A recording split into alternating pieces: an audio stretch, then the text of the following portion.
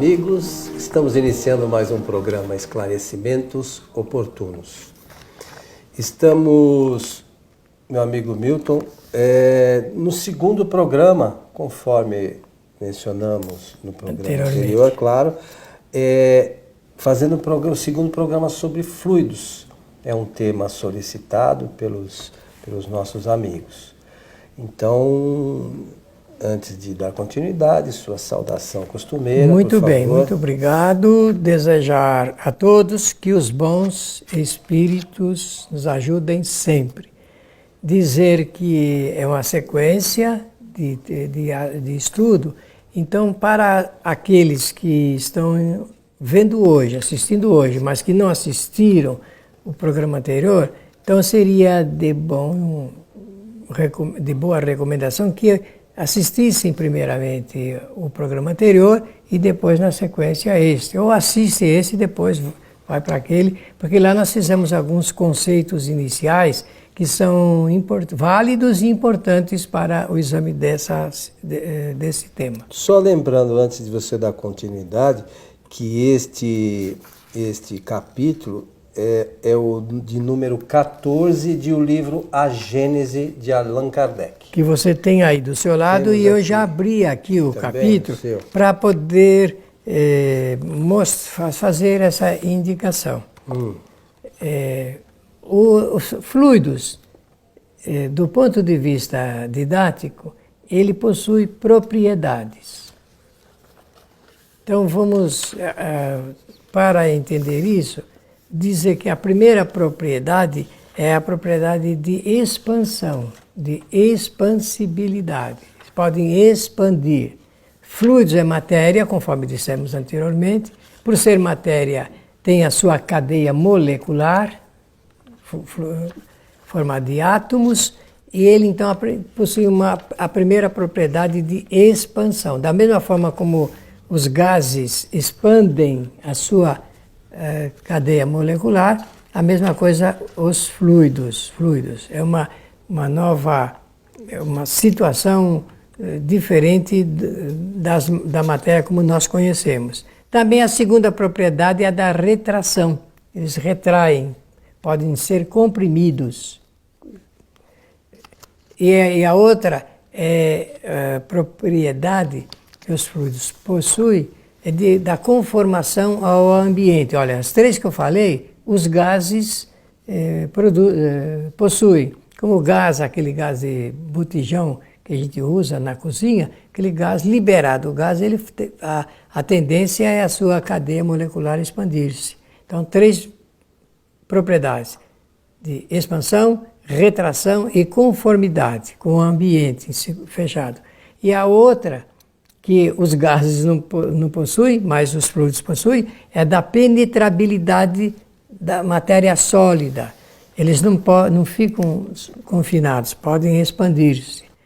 Que a ação dos fluidos se dá pela ação do pensamento do espírito, estando encarnado ou desencarnado. Onde houver espírito ou pessoa pensando, está havendo ali a modificação qualitativa dos fluidos, porque originariamente eles são neutros. São neutros.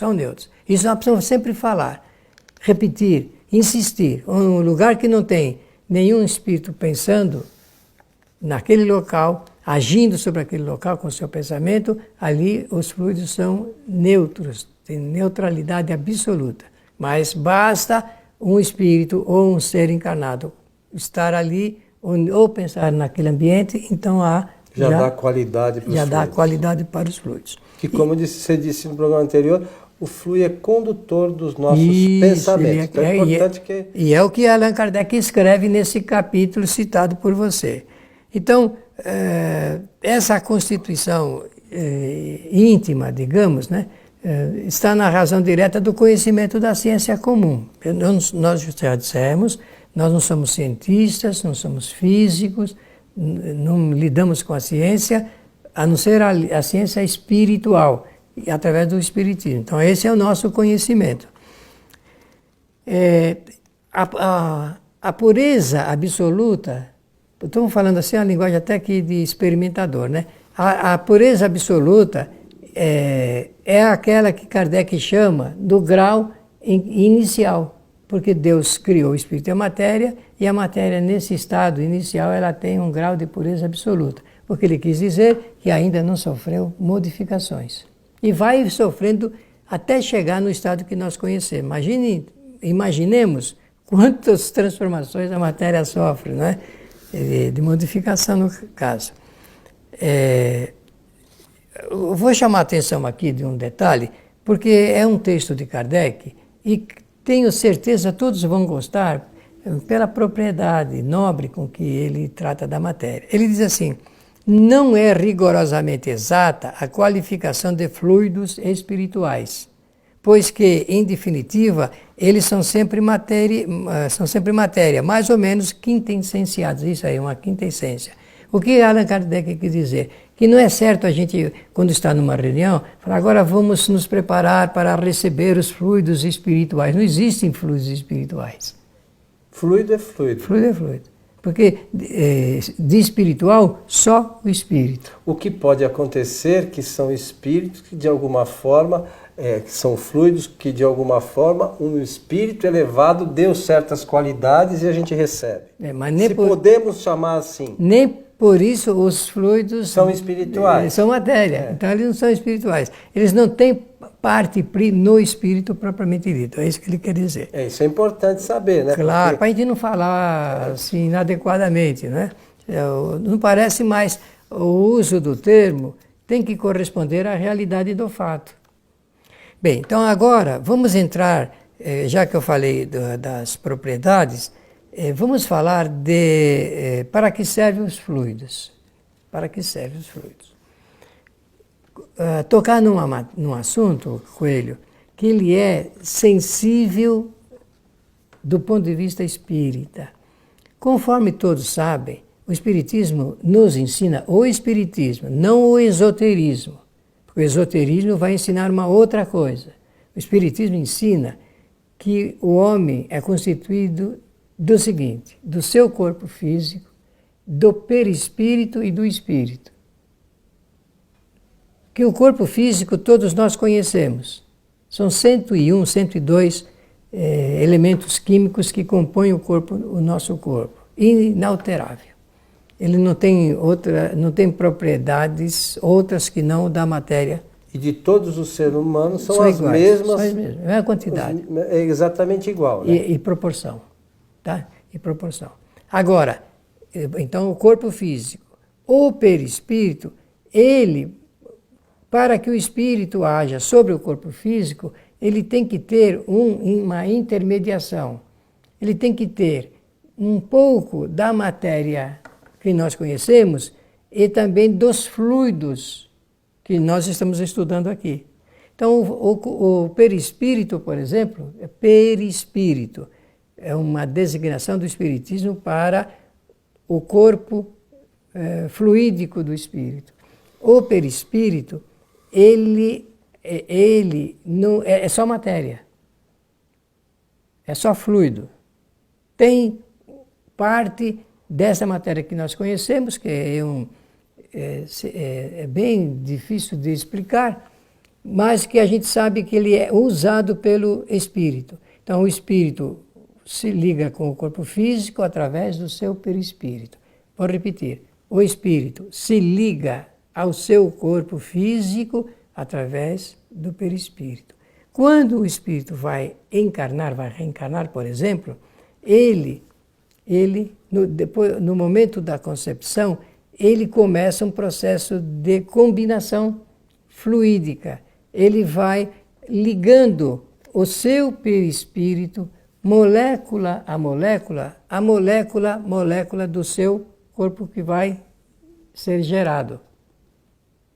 Então, o espírito, ele age sobre o corpo físico através do perispírito. Não há como o espírito entrar num corpo sem que haja, digamos assim, esse casamento, essa união molecular do perispírito com o corpo físico. O espírito entrar no corpo é meio figurado aí, né? Claro. Claro, o contato, né? Eu falei assim para dar a ideia de que não tem como ele agir dessa forma. Então, o perispírito, o espírito, ele usa do seu corpo intermediário. Ele usa, isso aqui é matéria, o perispírito, ele não tem as qualidades que o espírito tem. Não tem a inteligência, não tem a vontade, não tem o pensamento, não tem nada. Tem nada. É inerte também, é matéria. Né? É matéria, e é inerte que o espírito se utiliza para fazer, como você disse, a ligação. É o ponto de união. Então, o que acontece? Onde está o espírito, também está o seu corpo intermediário, o seu perispírito. Mesmo que ele não tenha mais contato com o seu corpo físico, ele vai ter sempre contato com o perispírito, onde estiver. Todos os espíritos possuem perispíritos. Todos os espíritos possuem perispírito. Não existe nenhum no universo, segundo o Espiritismo, que não tenha o perispírito. E o perispírito serve apenas para que o espírito se ligue à matéria, como nós conhecemos. Essa é a função do perispírito, não é outra. Não é servir de mais nada em termos de qualidade e atributo. O espírito age sobre o perispírito através do pensamento e modifica a sua forma como bem pretender. O perispírito não possui coração, nem fígado, nem rim, nada. Ele não tem os órgãos do corpo físico. Por que não tem? Porque o espírito, depois que deixa o corpo físico, ele não precisa mais de órgãos físicos. Aliás, para ele. Nem o perispírito, nem o espírito. Nem o espírito. Então não tem. Agora, o espírito, através da sua imaginação, do seu pensamento, ele pode criar fluidicamente, temporariamente, o que ele bem quiser. Bem quiser. Você está falando desencarnado? Desencarnado. Sem o corpo físico. Ele pode fazer as criações que ele bem desejar. Pronto, agora, por favor. Então, o que o Milton está dizendo, se eu entendi, é que o espírito ele pode se mostrar da maneira que achar. Ele dá, por exemplo, a conformação que ele quiser para esse perispírito. Então, por exemplo, se o espírito quer se mostrar como uma pedra, ele se mostra como uma pedra. Se ele quer se mostrar como um animal, ele se mostra como um animal. Ele aparece para alguém como animal. Lembrando que no mundo espiritual não há espírito de animais. São coisas distintas, por favor. A gente não pode confundir, achar que tudo é a mesma coisa. Não é. O espírito se mostra da maneira que ele quiser. Não há espíritos de animal em estado de erraticidade. Estou correto, Milton? Está corretíssimo. Então agora veja outro ponto. Da onde o espírito retira os elementos constitutivos do seu perispírito? Ele retira os elementos constitutivos do seu perispírito do ambiente fluídico do planeta em que ele vai residir. Aqui da Terra, já conhecemos o estado da Terra, então é daqui, todos os perispíritos possuem alguns elementos fluídicos aqui da Terra, não é? Isso é natural, planeta de provas e de expiações. Mas o espírito ele vai ter que se deslocar e digamos, mudar ou habitar um outro mundo. O que vai acontecer? Se eu disse agora há pouco que ele retira do meio ambiente fluídico do planeta que vai habitar os elementos constitutivos do seu perispírito, ao deixar um mundo no limite ou na parte limítrofe do mundo em que ele viveu, ele vai deixar todos os elementos constitutivos dos fluidos daquele ambiente. E ele vai atrair magneticamente todos os elementos desse novo mundo que ele vai habitar. É interessante essa questão para as pessoas lembrarem o seguinte: tem algumas pessoas que imaginam que o perispírito é sede da memória. Então imagine, eu vou daqui para um outro planeta, eu deixo o meu perispírito aqui e vou usar o daquele planeta. Então quer dizer, a minha memória ficou toda aqui. Então a gente tem que entender que a sede da memória, a inteligência, a vontade são todos atributos do Espírito, né? A gente não pode fazer esta confusão. Isto que nós dissemos, tanto o que disse o Coelho quanto o que eu disse, está no livro dos Espíritos, tá bem? Nós não estamos trazendo nenhuma novidade que não esteja na obra de Allan Kardec. E isso tem um bom senso aí, tem um bom senso e assiste bem a razão dos espíritos superiores que deram essa informação ilustrativa para nós entendermos a mecânica de transmigração de um espírito de um planeta para outro. Uma outra questão, o espírito, é bom que se entenda, existe um artigo até que está na Revista Espírita, e se não me engano está aqui na Gênese, que fala da fotografia do pensamento. E em obras póstumas também. Então, essa questão é extremamente importante, porque tem gente que acha que espírito troca de roupa. É um absurdo, mas tem gente que acha que espírito troca de roupa. Então, como é que se dá isso? Quem quiser ler lá este artigo, procura lá no site do IPEAC, do nosso amigo Cosme Massi, ipeak.net, digita lá, fotografia do pensamento, e você vai ver essa questão. O espírito, ele dá para o seu perispírito a conformação, como a gente estava falando, que ele quiser. Então ele pensa. Então vamos imaginar assim, eu na minha última encarnação, eu não tinha uma perna. E eu quero me mostrar para alguém que me conheceu na última encarnação. Então ele se mostra sem a perna. Mas o espírito, não é que ele não tem a perna, ele só está se mostrando como tal. E também o perispírito, meus amigos, não fica machucado. Não fica com ferida, não tem nada, não existe. Não precisa isso. De cirurgia, não precisa curativo, de cirurgia, nada. Tomar remédio. Nada. É só ler. Quem se der ao trabalho e quer conhecer a doutrina espírita, leia lá esse artigo, Fotografia do Pensamento, que vai entender aqui o que a gente está tentando explicar, o que o Milton falou, porque o espírito dá ao perispírito a conformação que ele achar melhor. E o perispírito em si é inerte. Certo, Milton? Perfeitamente. Agora, nós dissemos que os elementos que constituem o corpo físico são os mesmos em todas as pessoas, em todos os espíritos encarnados. Agora vejam bem, o perispírito de todos os que residem na Terra, o perispírito, vou dizer assim, os perispíritos não são iguais. Por quê? O que é que causa essa diferença? Fazendo uma pequena comparação, vão entender muito bem. Existe diferença da constituição do perispírito de Jesus de Nazaré para a nossa constituição do nosso perispírito?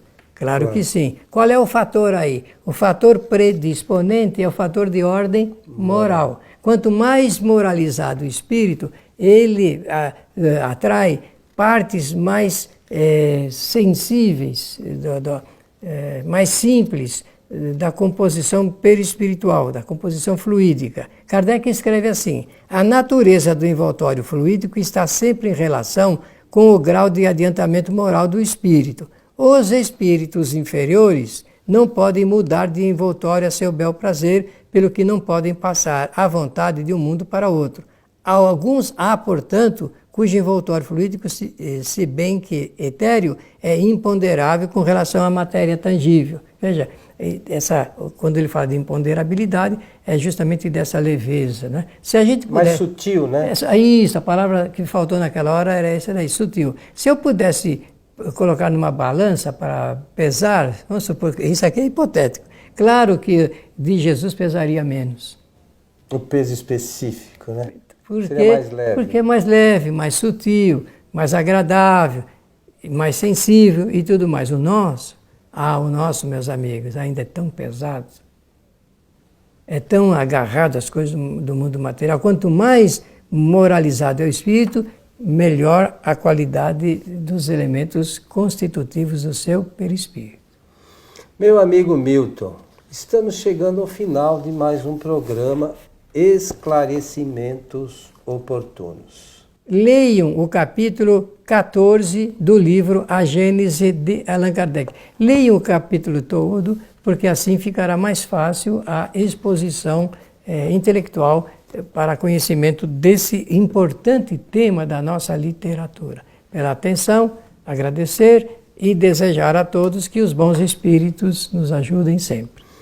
Milton, eu só queria aqui no final lembrar do seguinte: nada disso que nós conversamos aqui neste programa e no programa anterior é de nossa criação. Nós tentamos, dentro do nosso conhecimento, expor o que está no livro A Gênese de Allan Kardec. Alguns, naturalmente, que assistem ao nosso programa, falam, mas eu escutei uma coisa diferente. Nós sentimos muito em dizer que quem cuidou desse trabalho foram os espíritos superiores.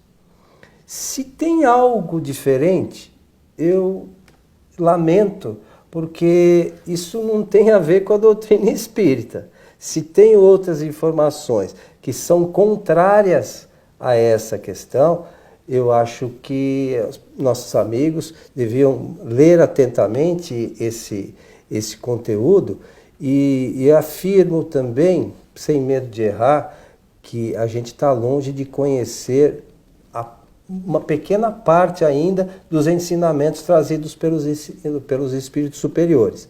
Essa conversa de que Kardec está superado é uma questão lamentável de quem realmente não conhece e não estudou devidamente a doutrina espírita.